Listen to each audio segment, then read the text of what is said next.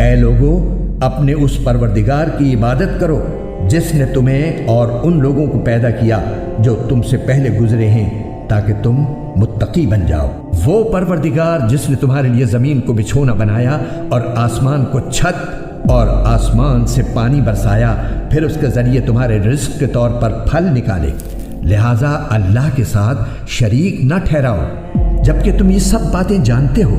اور اگر تم اس قرآن کے بارے میں ذرا بھی شک میں ہو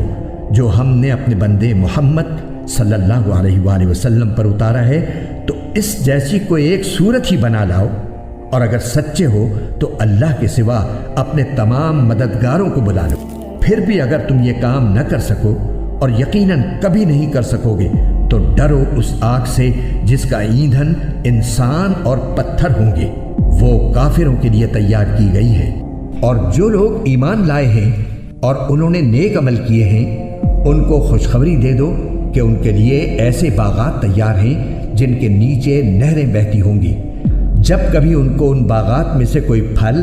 رزق کے طور پر دیا جائے گا تو وہ کہیں گے یہ تو وہی ہے جو ہمیں پہلے بھی دیا گیا تھا،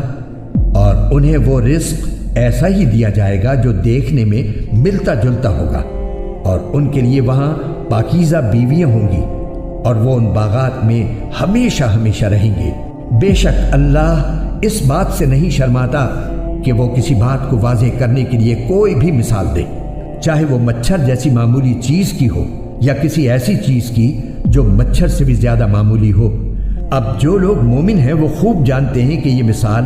ایک حق بات ہے جو ان کے پروردگار کی طرف سے آئی ہے۔ البتہ جو لوگ کافر ہیں وہ یہی کہتے ہیں کہ بھلا اس حقیر مثال سے اللہ کا کیا مطلب ہے؟ اس طرح اللہ اس مثال سے بہت سے لوگوں کو گمراہی میں مبتلا کرتا ہے اور بہت سوں کو ہدایت دیتا ہے، مگر وہ گمراہ انہی کو کرتا ہے جو نافرمان ہیں۔ وہ جو اللہ سے کیے ہوئے عہد کو پختہ کرنے کے بعد بھی توڑ دیتے ہیں، اور جن رشتوں کو اللہ نے جوڑنے کا حکم دیا ہے انہیں کاٹ ڈالتے ہیں اور زمین میں فساد مچاتے ہیں، ایسے ہی لوگ بڑا نقصان اٹھانے والے ہیں۔ تم اللہ کے ساتھ کفر کا طرز عمل آخر کیسے اختیار کر لیتے ہو؟ حالانکہ تم بے جان تھے، اسی نے تمہیں زندگی بخشی، پھر وہی تمہیں موت دے گا، پھر وہی تم کو دوبارہ زندہ کرے گا، اور پھر تم اسی کے پاس لوٹ کر جاؤ گے۔ وہی ہے جس نے زمین میں جو کچھ ہے تمہارے لیے پیدا کیا، پھر وہ آسمان کی طرف متوجہ ہوا، چنانچہ ان کو 7 آسمانوں کی شکل میں ٹھیک ٹھیک بنا دیا، اور وہ ہر چیز کا پورا علم رکھنے والا ہے۔